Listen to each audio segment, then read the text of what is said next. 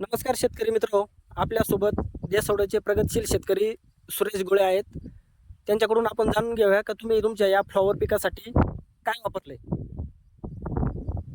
तर मॅजिक सायझर वापरलं आणि भूमी चार्जर तुम्हाला वापरल्यानंतर माझी फ्लॉवरने ग्रीप घेतली का तुम्ही पाहू शकता.